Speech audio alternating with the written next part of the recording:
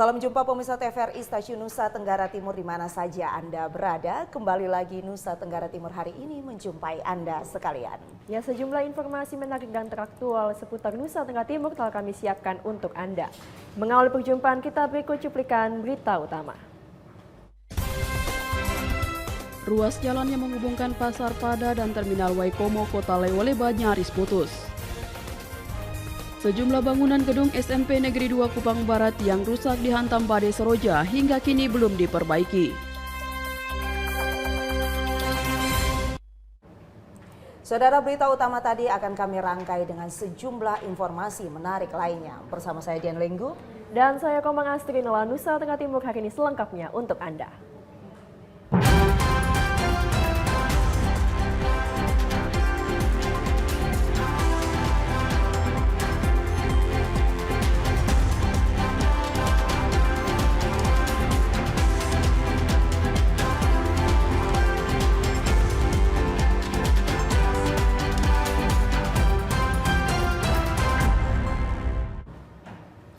Kita awali informasi pertama, saudara. Ruas jalan yang menghubungkan Pasar Pada dan Terminal Waikomo Kota Lewoleba nyaris putus. Kondisi ini membahayakan keselamatan pengendara sepeda motor yang melintas di jalur ini. Ruas jalan yang menghubungkan Pasar Pada dan Terminal Barat Waikomo Kota Lewoleba ini selalu ramai dilintasi pengendara roda 2 setiap hari. Namun sayang, salah satu titik di ruas jalan ini nyaris putus akibat longsor yang terjadi di daerah aliran sungai Waikomo. Kondisi ini tentu membahayakan keselamatan para pengendara sepeda motor yang melintas. Sementara itu, sebagian besar kendaraan roda 2 tidak berani untuk melintasi ruas jalan ini. Sebagai tukang ojek, Samsudin Oro, warga desa pada Kecamatan Nubatukan, setiap hari melintasi ruas jalan ini. Dia selalu mengantar anak-anak melewati jalur ini saat pergi dan pulang sekolah. Tidak hanya itu, ruas jalan ini juga ramai dilintasi para pengunjung Pasar Pada. Samsudin berharap pemerintah Kabupaten Lembata segera membangun talut untuk mencegah terjadinya longsor lanjutan, juga segera memperbaiki ruas jalan ini. Ruas jalan yang rusak ini telah dibiarkan begitu saja oleh pemerintah Kabupaten Lembata selama bertahun-tahun. Saya setiap hari lewat di sini. Jemput anak sekolah. Terus kebetulan kita lihat keadaan jalan sekarang juga sudah semakin yang tidak layak untuk kita mau lewat sini lagi, tapi karena keterpaksaan kita sebagai ojek untuk mengantar anak sekolah untuk mempercepatkan jalan harus lewat di sini. Kami harap ke depannya agar bisa memperhatikan kita sebagai masyarakat kecil yang untuk melewati setiap hari di jalan ini. Ironinya, di sisi lain daerah aliran sungai Waikomo yang letaknya persis di samping ruas jalan ini masih dimanfaatkan warga untuk tambang galian C. Kondisi ini pun dibiarkan begitu saja oleh pemerintah Kabupaten Lembata dan berpotensi menyebabkan longsor yang lebih besar. Dari Kabupaten Lembata, Andri Atagoran, TVRI NTT. Pemirsa, Bupati Sika Franciscus Roberto Diogo berjanji akan menaikkan gaji para kepala desa di Kabupaten Sika. Kenaikan gaji itu dipandang perlu karena kepala desa memiliki tanggung jawab besar dalam membangun desa. Gaji para kepala desa di Kabupaten Sika yang selama ini dipatok sebesar Rp2.500.000 per bulan dinilai sudah waktunya untuk dilakukan perubahan. Selain tuntutan kebutuhan hidup sehari-hari yang terus meningkat, kepala desa juga dituntut untuk mengabdi secara total guna membangun desa di segala bidang. Pemerintah Kabupaten Sika berencana menaikkan gaji kepala desa sebesar Rp3 juta per bulan dari sebelumnya Rp2.500.000. Bupati Sika juga meminta para kepala desa untuk melakukan berbagai gebrakan dan terobosan yang bermuara pada peningkatan pendapatan ekonomi masyarakat guna menunjang kesejahteraan hidup warga yang dipimpinnya. Untuk itu, setiap kepala desa harus memiliki semangat inovasi untuk melakukan perubahan di berbagai bidang sesuai dengan kearifan lokal yang dimiliki desa. Kemudian saya memberikan tambahan tadi khusus bahwa ingat ya, jadi kepala desa itu jabatan total pengabdian. Ya, kalau dilihat dari reward pendidikan, kalau gaji kepala desa 2,5 juta per bulan itu kan ini sudah masuk akal. Ya, kebutuhan hidup minimal ya, satu rumah tangga itu khususnya 3 juta per bulan. Sehingga salah satunya Bupati akan mendukung ya untuk peningkatan pendapatan kepala desa. Bupati Sika menegaskan upaya menaikkan gaji para kepala desa semata-mata untuk mendukung kinerja kepala desa.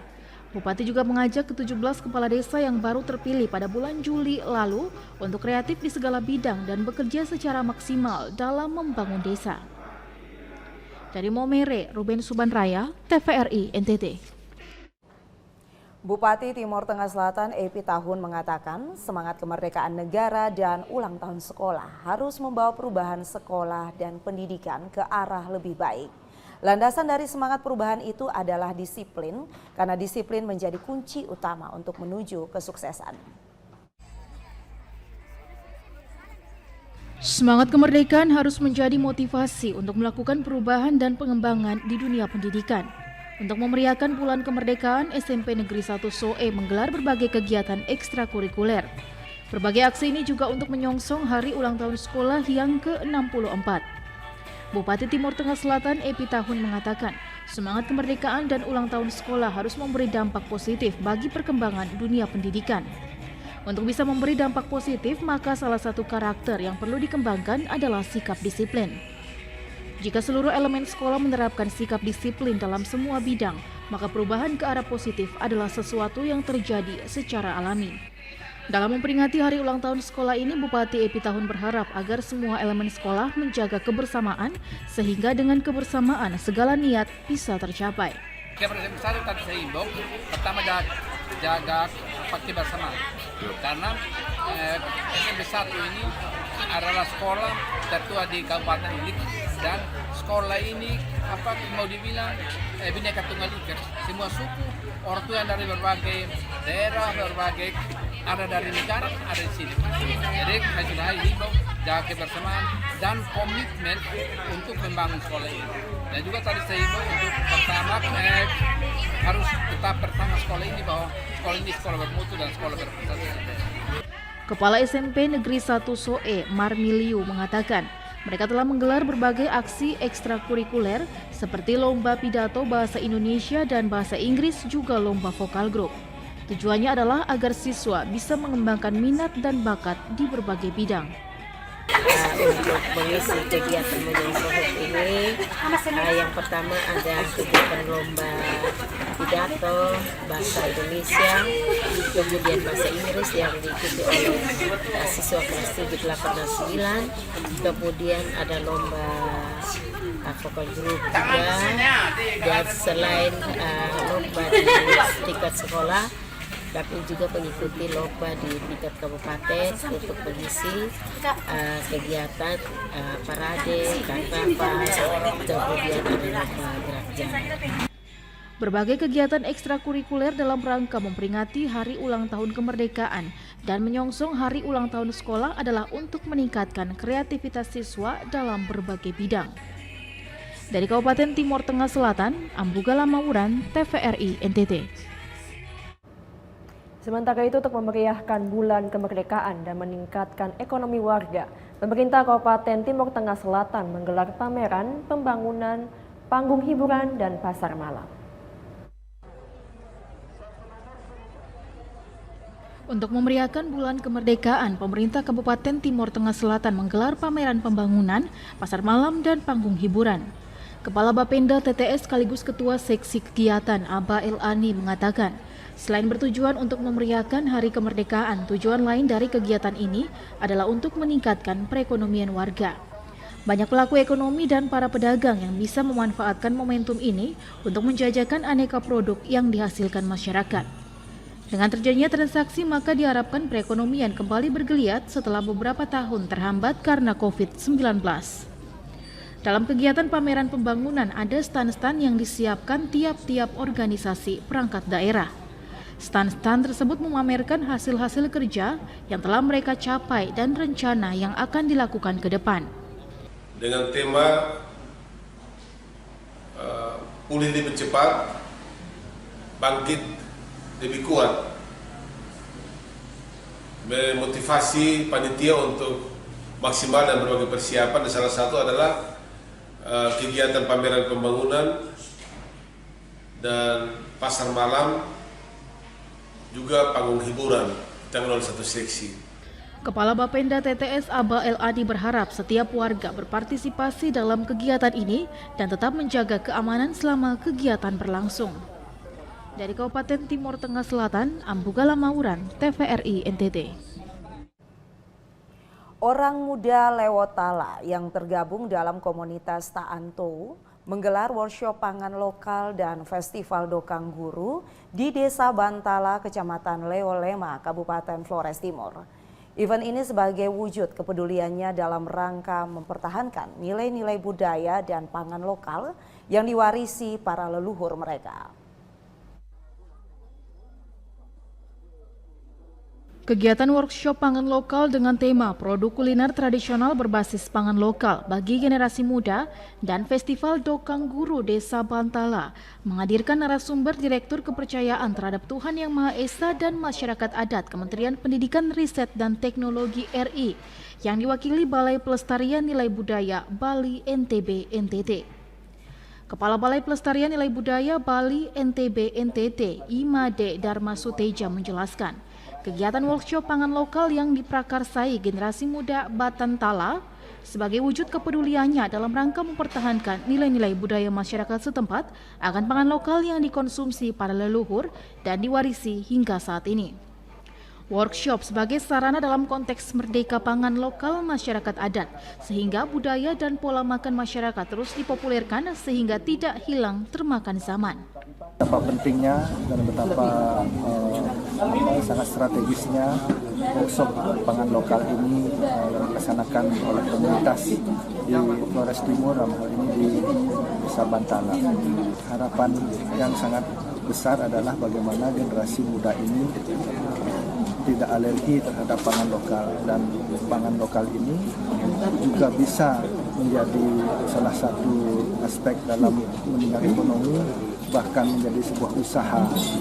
Workshop pangan lokal dan festival Dokang Guru untuk memperkenalkan kepada generasi muda akan kuliner tradisional berbasis pangan lokal, menanamkan kecintaan generasi muda akan kuliner tradisional, mendorong budidaya tanaman pangan lokal secara lebih luas di tengah masyarakat, dan membangun ketahanan pangan masyarakat. Dari Kabupaten Flores Timur, Patman Werang, TVRI NTT.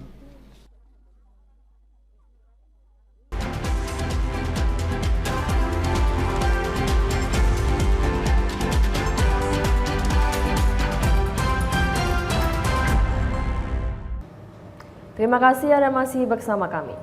Pemirsa, sejumlah bangunan gedung SMP Negeri 2 Kupang Barat, Kabupaten Kupang yang rusak dihantam seroja hingga kini belum diperbaiki pemerintah Kabupaten Kupang. Akibat ketiadaan ruang kelas, aktivitas belajar mengajar terpaksa harus dilaksanakan di bawah pohon sehingga mengganggu kenyamanan mereka.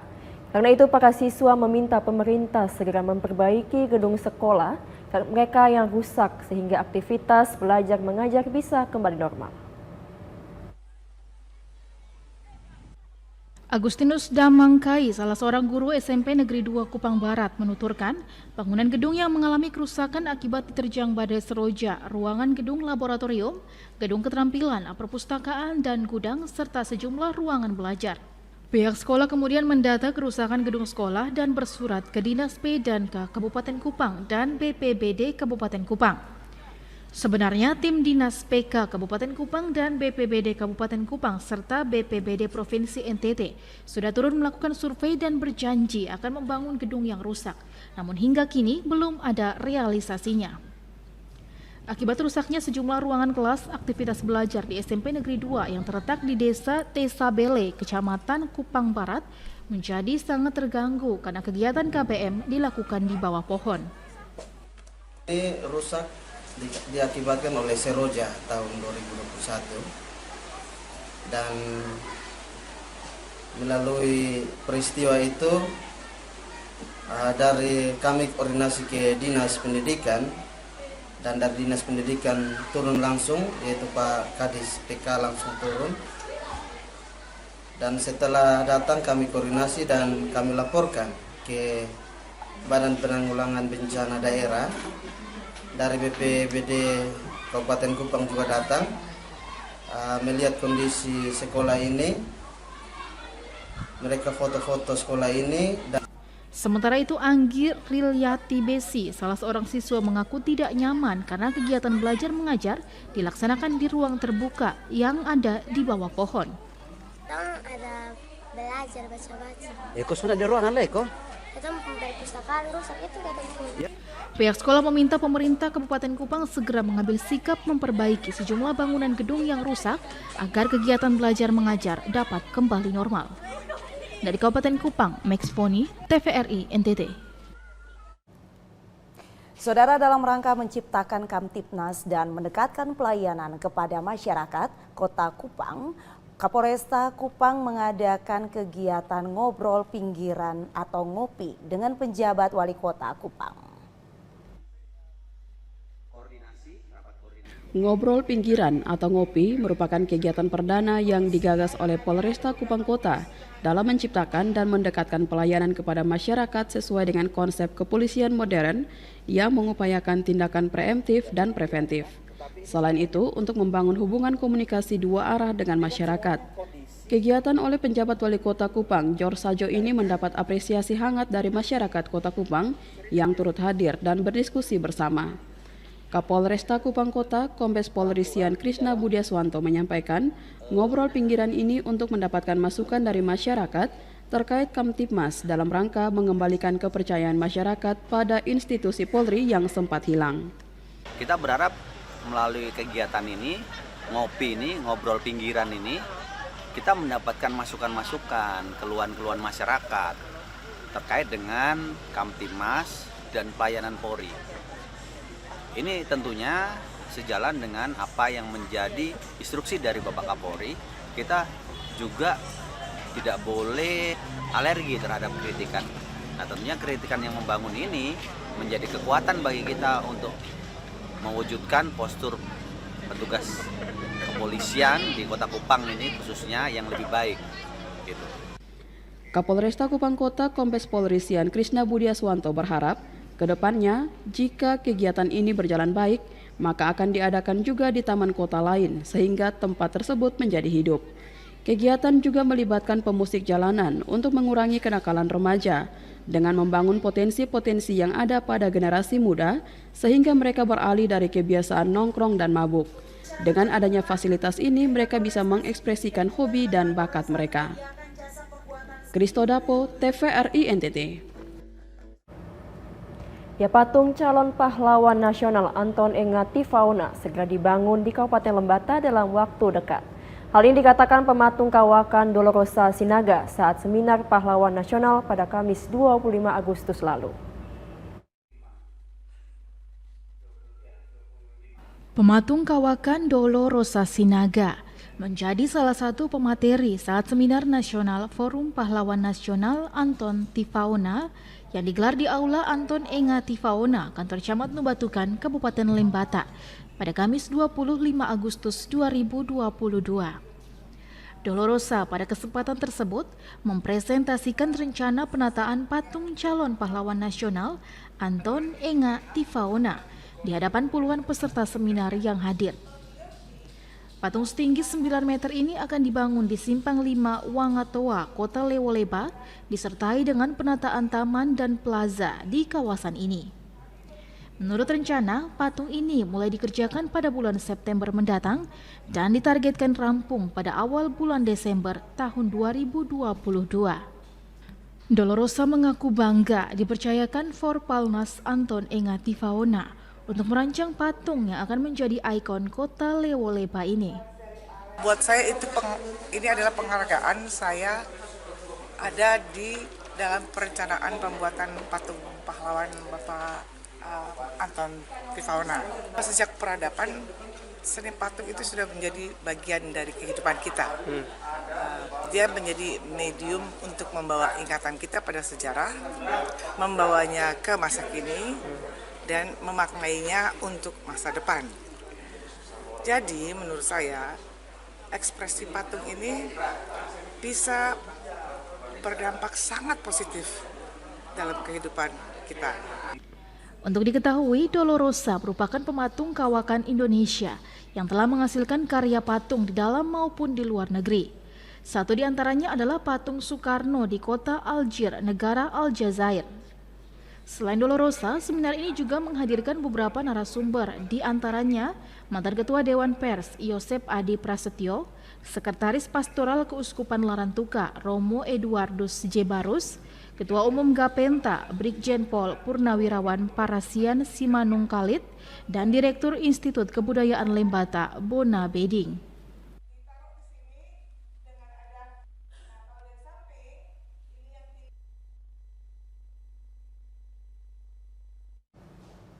Sementara itu, Saudara, Uskup Agung Kupang Monsinyur Turang ketika mengukuhkan pengurus DPP Paroki Santo Fransiskus dari Hasisi Kolhua Kota Kupang berpesan agar pengurus Dewan Pastoral Paroki harus memiliki sikap kerendahan hati dalam melayani.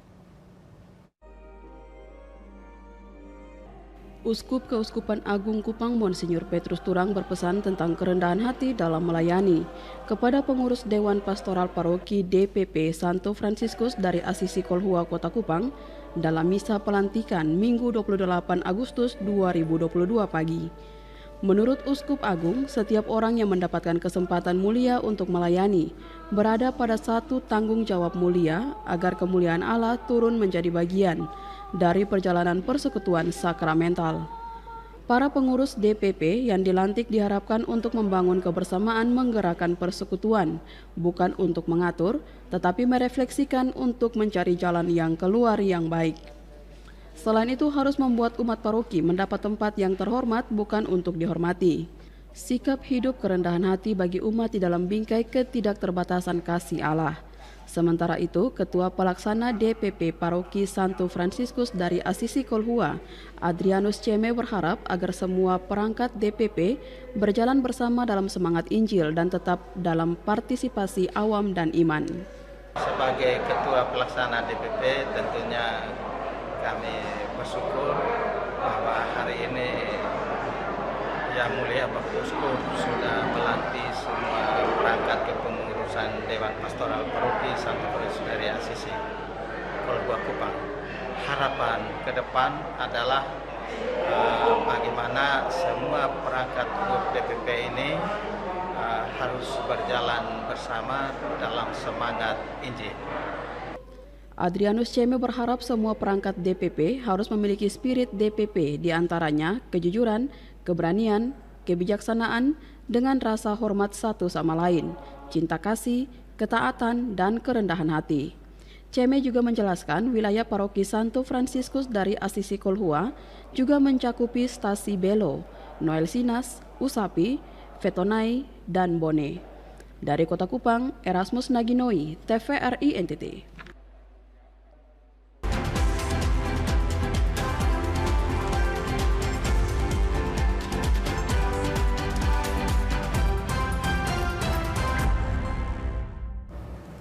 Anda kembali menyaksikan kami di Nusa Tenggara Timur hari ini. Dan saudara, berikut kami sampaikan beberapa berita yang kami kemas dalam berita sepekan. Ya pemirsa, carut-marut data kependudukan dan catatan sipil Kabupaten Lembata hingga kini belum diselesaikan. Komisi 1 DPRD Kabupaten Lembata berharap dukungan SDM dan anggaran bisa membantu Pemda Lembata menyelesaikan persoalan ini. Sebagian masyarakat Kabupaten Lembata saat ini kesulitan mengakses bantuan pemerintah seperti PKH dan bantuan langsung tunai dari Kementerian Sosial. Tidak hanya itu, sebagian masyarakat juga tidak bisa mengakses layanan kesehatan melalui pembiayaan BPJS Kesehatan. Persoalan ini disebabkan hanya karena data penduduk yang bersangkutan pada Dinas Kependudukan dan Catatan Sipil tidak valid dan sinkron. Hal ini terungkap saat rapat Komisi 1 DPRD Kabupaten Lembata bersama Dinas Kependudukan dan Catatan Sipil pada Senin 22 Agustus 2022. Anggota Komisi 1 Sebastianus Muri mengatakan, DPRD secara kelembagaan tetap berupaya mendorong sejumlah anggaran untuk upaya sinkronisasi dan validasi data kependudukan ini. Anggaran yang ditetapkan pada tahun 2023 yang akan datang akan digunakan untuk pengadaan mesin perekam dan pembiayaan sumber daya manusia spesialis teknologi informatika. Kami akan rekomendasikan kepada pemerintah untuk bisa menempatkan tenaga operator yang spesifik supaya pekerjaan-pekerjaan terkait dengan sistem siar bisa terjawab dengan baik untuk kepentingan ke depan peralatan mobile siar untuk perekaman data. Itu nanti diusulkan untuk 2023 atau? 2023 karena sekarang tidak ada persediaan anggaran untuk persediaan di 2023. Bisa didorong. Sementara itu, Kepala Dinas Kependudukan dan Catatan Sipil Kabupaten Lembata, Sipri Surya mengatakan, lambatnya upaya sinkronisasi dan validasi data kependudukan ini disebabkan karena keterbatasan SDM, peralatan, dan anggaran. Meski demikian, dengan peralatan seadanya, pihaknya terus berupaya mengoptimalkan layanan publik data kependudukan catatan sipil masyarakat Kabupaten Lembata. Kita mau berbicara tentang pelayanan publik dengan dia punya SOP yang ini itu. Tapi kalau tanpa didukung dengan sarana-prasarana dan sebagainya, ya kita cobalah. Tapi saya yakin selama ini dengan kekurangan yang ada pada kami, masyarakat kami layani. Jadi biarlah kita layani secara terpusat, kita fokuskan dengan peralatan yang ada pada Capil, kita bisa layani. Andri Atagoran, TVRI NTT. Warga desa Lamawolo, Kecamatan Ile Ape Timur meminta kejelasan status tanah hunian baru di wilayah Tanah Merah. Hal ini menurut mereka penting untuk menghindari konflik atas tanah ini di kemudian hari. Sejumlah perwakilan warga desa Lamawolo, Kecamatan Ile Ape Timur mendatangi kantor Bupati Lembata pada Rabu 24 Agustus 2022. Mereka berniat menemui Pemda Lembata untuk menanyakan kejelasan status tanah di lokasi Tanah Merah yang kini mereka tempati sebagai wilayah relokasi hunian baru. Warga yang terdampak banjir bandang akibat siklon tropis Seroja pada April 2021 lalu ini berharap kejelasan status tanah ini tidak menyulitkan mereka di kemudian hari. Mereka juga berharap agar kejelasan status tanah ini tidak menimbulkan konflik sosial di masa-masa yang akan datang. Perwakilan masyarakat Lamawolo, Romo Thomas, mengatakan proses pelepasan hak tanah dari tuan tanah kepada pemerintah Kabupaten Lembata untuk pembangunan hunian bagi warga terdampak banjir bandang harus tuntas dan tidak boleh meninggalkan persoalan-persoalan lain termasuk pengurusan sertifikat. Jadi besar harapan kami prosedur hukum terkait dengan sertifikat tanah ini mudah-mudahan berjalan dengan lancar. Sepertinya sih prosedur hukum ini tidak ada kendala lagi karena proses hibah dengan dokumen-dokumennya yang terkait sepertinya sudah lengkap semua dan kami sudah cek di BPN sepertinya sudah mendekati karena sudah prosedur hukum untuk terkait desa Larangbutu juga sepertinya sudah jelas. Sementara itu, pemerintah Kabupaten Lembata melalui Asisten 1 Sekda Lembata Iren Suciadi dan perwakilan Dinas Perumahan Rakyat Kawasan Permukiman dan Pertanahan mengkonfirmasi status tanah untuk pemukiman tersebut merupakan hibah murni dari pemilik kepada pemerintah Kabupaten Lembata untuk pembangunan hunian tetap warga terdampak banjir bandang. Dari Kabupaten Lembata, Andri Atagoran, TVRI NTT. Yang merujuk pasien dari 2 puskesmas di Pulau Semau ke rumah sakit yang memadai di Kota Kupang memiliki kesulitan tersendiri dan membahayakan karena harus menggunakan perahu tradisional untuk menyeberang ke Kota Kupang. Kondisi ini sudah berlangsung lama karena kedua puskesmas ini tidak memiliki sarana kapal yang memadai untuk merujuk pasien ke rumah sakit yang ada di Kota Kupang.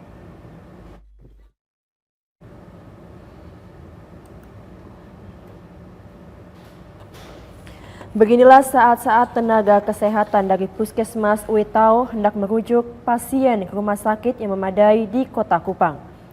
Pasien dimuat menggunakan kendaraan roda 4 seadanya ke pelabuhan, kemudian dengan susah payah tenaga kesehatan bersama keluarga pasien menaikkan pasien ke atas perahu tradisional untuk diseberangkan ke pelabuhan Tenau. Pemandangan seperti ini kerap terjadi di Pulau Semau dan dialami oleh tenaga kesehatan dari Puskesmas Uitau, Kecamatan Semau, dan Puskesmas Akle, Kecamatan Semau Selatan.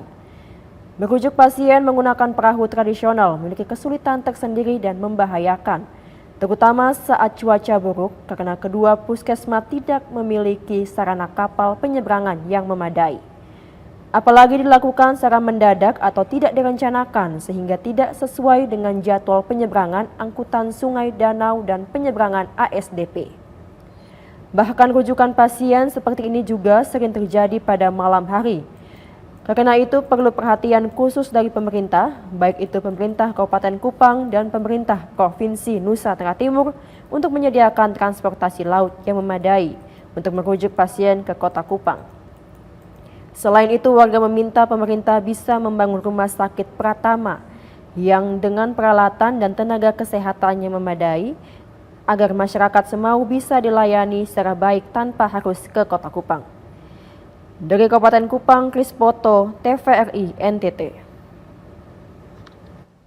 Save the Children Kabupaten Sumba Barat menggelar kampanye Berhenti Kasih Susah Anak. Kampanye ini bertujuan untuk meningkatkan kesadaran orang tua agar berhenti melakukan kekerasan terhadap anak. Perlakukan anak-anak kita dengan penuh cinta kasih.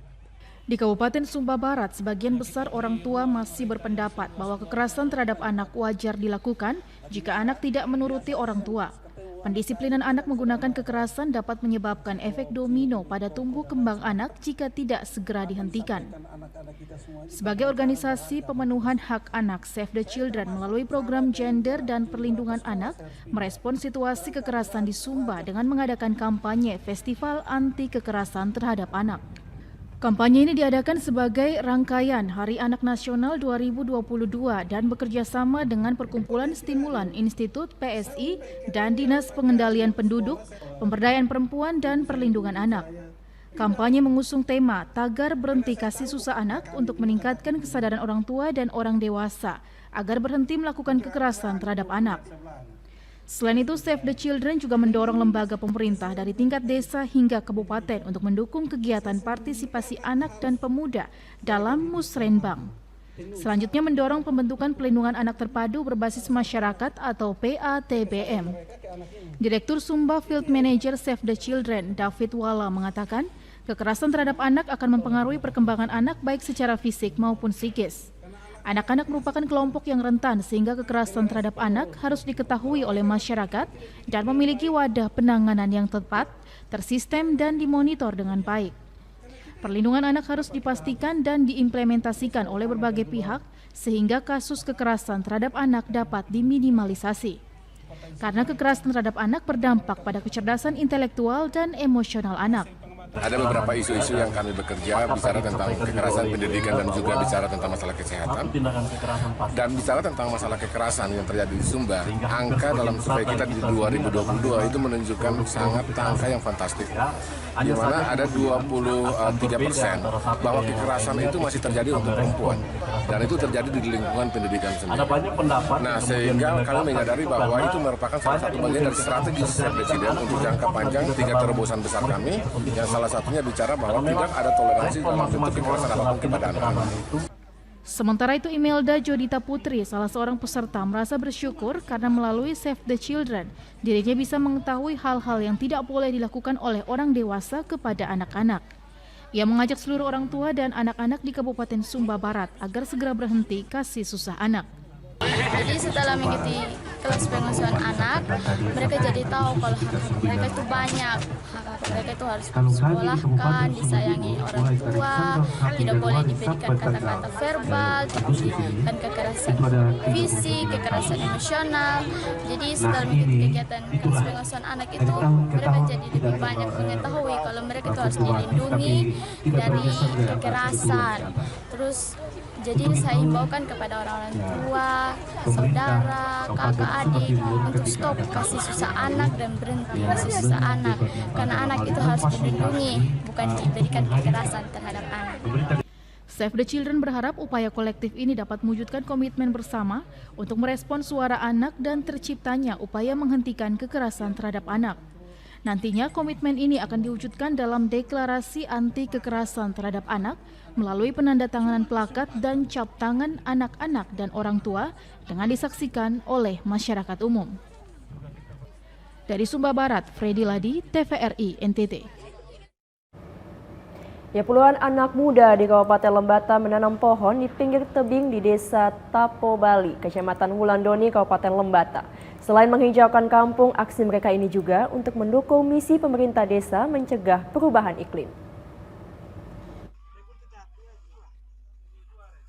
Puluhan anak muda yang menamakan diri Kame Gelekat Lama Holot melakukan aksi tanam pohon di Desa Tapo Bali, Kecamatan Wulandoni, Kabupaten Lembata.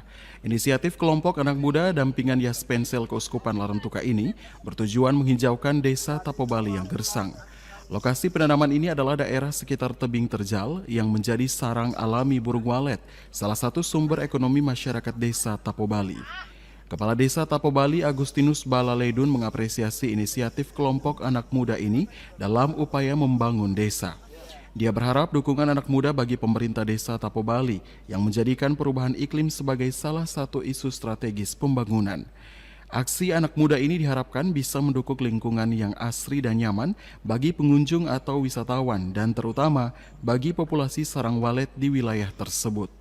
Memberi semangat dan motivasi kepada masyarakat di dusun ini untuk dan terlebih kaum muda untuk datang dan merawat ini pohon pelindung ini, sehingga harapan kita ke depannya bahwa pohon ini bisa bertumbuh dengan baik dan bisa memberikan udara yang segar untuk masyarakat di dusun ini.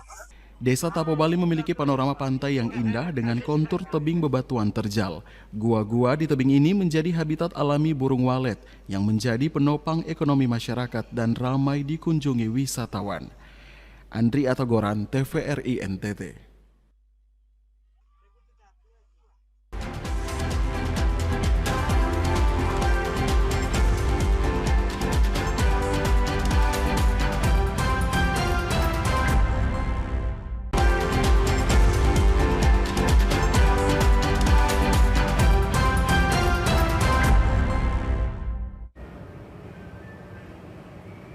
Terima kasih Anda masih setia bersama kami. Kita lanjutkan informasi saudara. Menteri Komunikasi dan Informatika Johnny G. Plate mendukung pelaku UMKM lokal di Labuan Bajo untuk mengambil bagian dalam pengembangan destinasi pariwisata super prioritas dengan menyediakan fasilitas infrastruktur digital yang memadai. Dalam kunjungan kerjanya ke Labuan Bajo beberapa saat lalu, Menteri Kominfo Johnny G. Plate bertemu para pelaku UMKM lokal. Menurut Johnny G. Plate, pengembangan Labuan Bajo sebagai daerah destinasi super prioritas nasional mesti didukung dengan kesiapan masyarakat, khususnya pelaku UMKM. Penyediaan fasilitas digital menjadi salah satu langkah strategis Kementerian Kominfo dalam mendukung pengembangan UMKM lokal. Kementerian Komunikasi dan Informatika menyediakan program talenta digital bagi masyarakat lokal melalui pelatihan dari tingkat basic dan advance. Dengan program talenta digital diharapkan mampu memberikan penyesuaian perkembangan digital dari pusat hingga ke daerah untuk mendukung pemerataan transformasi digital. Dari Manggarai Barat, Alexandro Hatol melaporkan.